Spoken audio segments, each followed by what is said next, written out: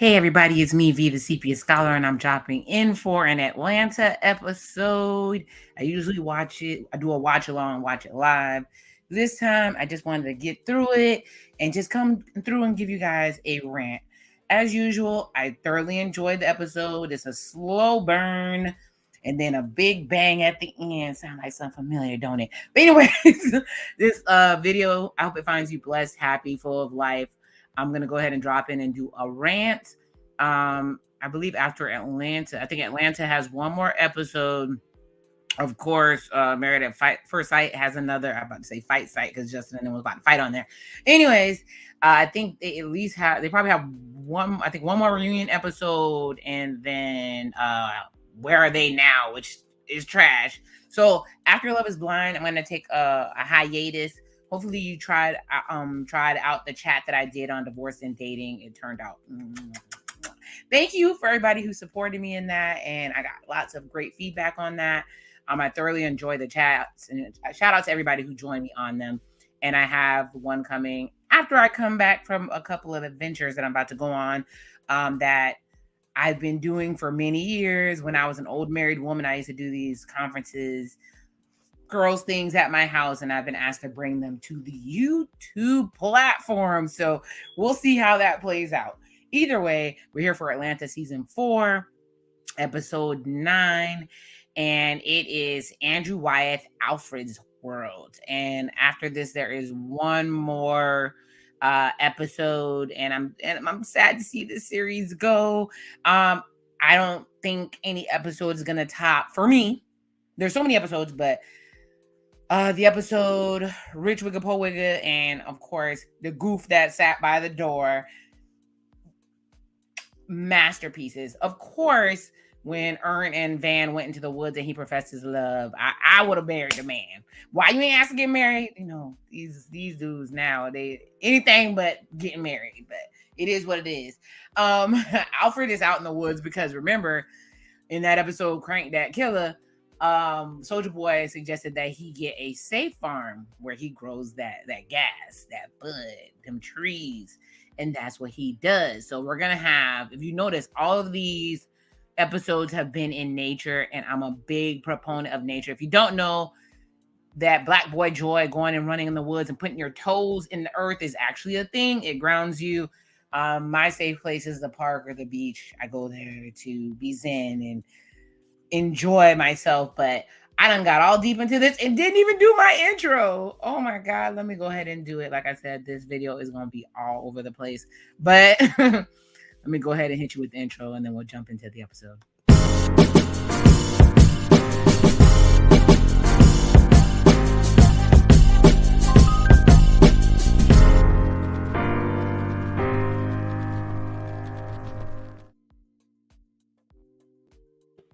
All right, I'm Vita Sepia Scholar, and what we learning today, don't take your behind in them woods. Black people and woods don't match. No, I'm just that's what I learned.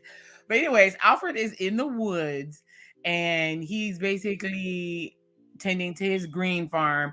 And I'm watching this, I'm like, this is a super slow burn because they showed him checking his plants. They showed him shooting, and I like when he shot up the target that it had Atlanta on it. And I love how they have the different intros and how to show the name so you can know what the show is. Love it, love it, love it. So basically he's in the backwoods. They played my song, Mind Playing Tricks on Me. That is one of the most lyrical, brilliant songs, if you pay attention, of a man going into madness and paranoia. And Al is paranoid because he's had 3 close encounters with death, with the last one being on Crank That Killer, which we thought it was the Crank That Killer, the dude, but the dude who got killed looked different. And it turned out it was his homeboy from high school that was shooting at him, but that was a whole nother side story when he was at the mall. And remember Ern and freaking Darius in the car with the man who wanted them to smooch over the shoes. That caused pandemonium across the internet. Anyways, at Al's farm, the rapper misses phone notifications from Ern. He's ignoring Ern and Darius, and he's practicing shooting and tending to his crops, only to figure out that some animal has been eating his crops.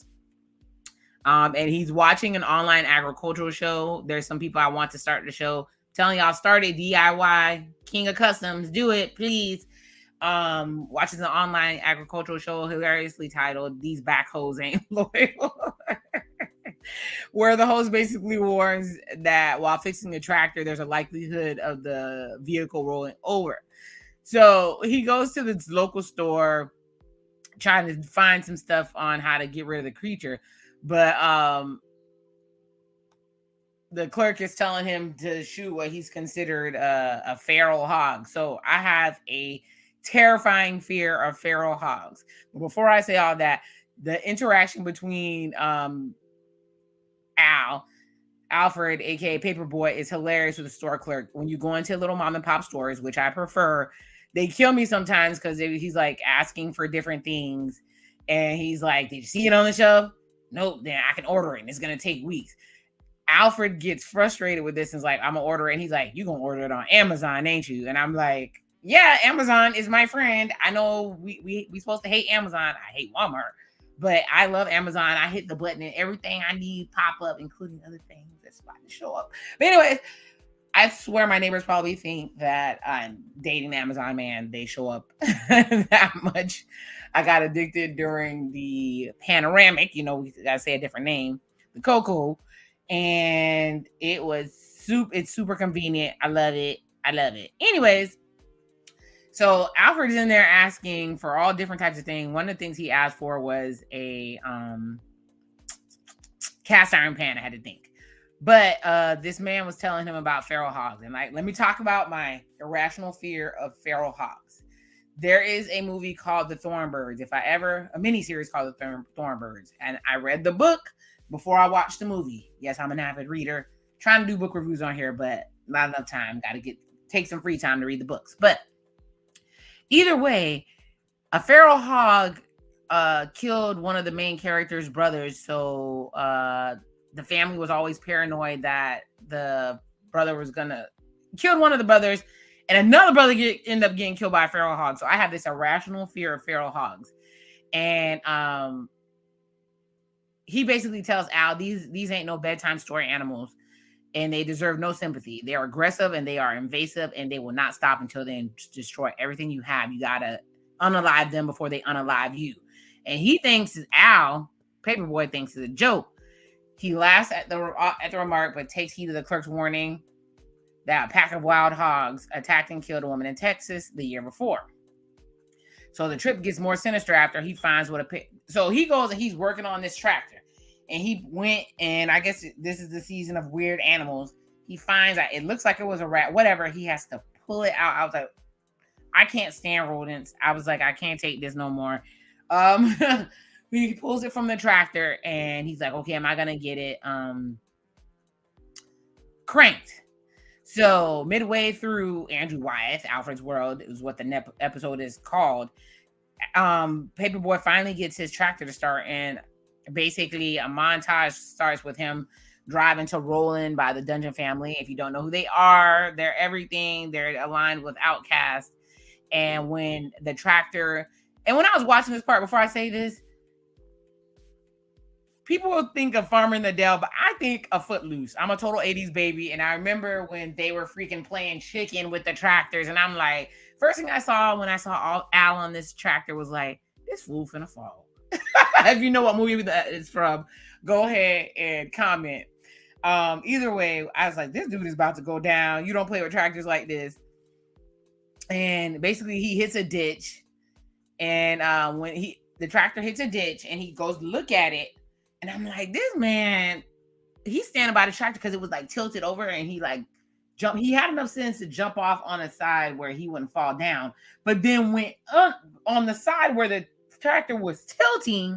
And I'm like, no, don't do it, man. You out in these woods, don't do it. And of course, it rolls over on him like, this cat dead. I said, oh my God, we done like this. How Paperboy went out on a safe farm, following behind freaking crazy soldier boy, and it rolls over on his foot. And I'm like, I know this man is not finna try to pull his foot off. They always have these bear trap stories. I'm sorry, I'm getting emotional behind me. Black people in woods don't get along. So even though most of us are rural, it's a falsehood that we're all urban. Anyways, It rolls over on his foot. The back of his head is injured. He's bloody in the process. And let me tell you, he was acting his ass off on this part because the way he was straining and pulling. Shout out to Brian Tyree Henry. You did that. We all know you're a great actor. But you did the thing on this. I felt his desperation and like, oh God, I'm gonna die out here in these woods. I get it. Anyways, he gets free, and I thought he was going to have to pull his foot off, y'all. And then when they showed the gash in his foot, I said, "Oh my God, not today!" But either way, he gets up and he's limping and then crawling home. And I'm like, "Oh my God, there's nobody to find him." And I'm like, he didn't have his phone with him. So Owls in the Grass moment replicates in 1948 Andrew Wyeth painting Christina's World, because I like to give background, which depicts Wyeth's former neighbor, Anna Christina Olsen, who preferred to crawl because of her degenerative muscle condition. And this is a quote from Wyeth. The challenge to me was to do justice to her extraordinary conquest of life, which most people would consider hopeless. But she's the one going to let that degenerative muscle disease stop her. She was going to make it. She was going to crawl where she needed to go. And that's what Al was going to do. Anyways, he belly crawled all the way home, trying to fell in together. Oh, yeah. Amazon, he did order the cast iron thing on Amazon, and Amazon showed up, but the dang on Amazon lady is like me, had her headphones on and was bopping, and he's screaming for help. I'm like, this man finna die right next to the house, man. I said, oh my gosh. And so she pulls off, but he still drags himself, and when he gets there, who did he see? Pumbaa. If you don't know who Pumbaa is, Pumbaa is from Timon and Pumbaa from Lion King. I'm like, but this one ain't just passing gas and eating bugs and singing Hakuna Matata. No, this thing want to kill you. So I'm like, oh my God. The animal charges at Al, and he is like fighting for his life. The thing done pinned him like WWF, and I'm like, he get him in a headlock, and he reaches, he fights, and he gets that cast iron skillet, and it ain't good just for cooking. He started beating the wild hog's ass, and I'm like, Lord, just kill it. I was just like, I was into it. I was invested. Like I said, I've read stories growing up about wild hogs in Australia. Shout out to the thornbirds and wild hogs killing other places. And I think there's a movie, I want to say, I think it was a sequel to Silence of the Lambs, when he was feeding the damn people to the pig. So I'm sorry, babe. I'm sorry. Charlotte's Web. What was that? What the hell was that pig's name? Oh my God. Anyways, I'm sorry to the nice pigs. I don't do y'all unless y'all on my damn plate and it's a piece of bacon. Which after he kills the damn hog, he makes some bacon and he drinks some whiskey. And he finally answers Ern. Oh, and you see him throwing away stuff, and you see the wild hog's body is in the trash. Ern finally gets a hold of him, and he doesn't tell Ern any of the stuff that's happened. And I'm like, ain't that how I believe? I'm a Black person, so I'm gonna speak for my experience. Black people could be going through hell and high water. Hell, I go through things you will never know. We don't ask for help. We just suffer through it, get through it. And that's probably why mental health is a thing in our community. And we think if people get mental health that they're crazy. No, get help if you need help. If you can't depend on your circle, go find another circle, make a circle that makes sense. But they get into this hilarious conversation because, Ern is like, how you doing? I'm good. He said, I told you about going out in the woods. You know, you don't have to stick to the woods. You can always go back home. And he's like, nah, I'm straight. Just lying away. But then they start talking about Black people getting sunburned.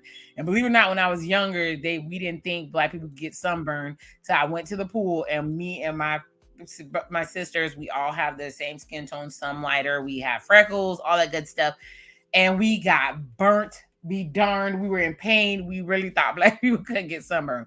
But it was funny because they're talking about, can Wesley Snipes get sunburned? They picking every dark person on the planet. They say, can Kiss from a Rose get sunburned? If you don't know, that's Seal. All types of people. And this is why I love this show. It is the best way to experience the Black experience without being Black. And they do it in such a brilliant, smart way. Ern keeps insisting that the countryside is boring to Al. and he returned to the city whenever he wants. And then they say Atlanta's not going anywhere, and Ern says, possibly foreshadowing the next and final episode, as Andrew Wyeth, Alfred's World, concludes with Don't Let the Sun Catch You Crying, sung by Ray Charles. So I really, really enjoyed this episode. It touched so many bases. I just wanted to drop in and do a quick video. I may do that with the last video, or I may do a watch along, because like I said, I'm going on a hiatus. I'm going to pop in with shorts. Shout out to the people who've been commenting on my shorts. You guys really enjoy that. So if there's any topic you want me to speak on, just leave me a comment. Sometimes I have to disable the comment because some of y'all don't have the sense that your mama gave you, but and I don't be feeling like cussing people out because I'm classy. But I love this show. It was great. It always teaches a lesson. And like I said, Pumbaa ain't Pumbaa. Pumbaa may be a wild boar that'll eat your ass. But yes, go out and commute with the woods. Sometimes you need meditation. Sometimes you need to get through a battle that nobody else knows about that will make you a stronger person for yourself.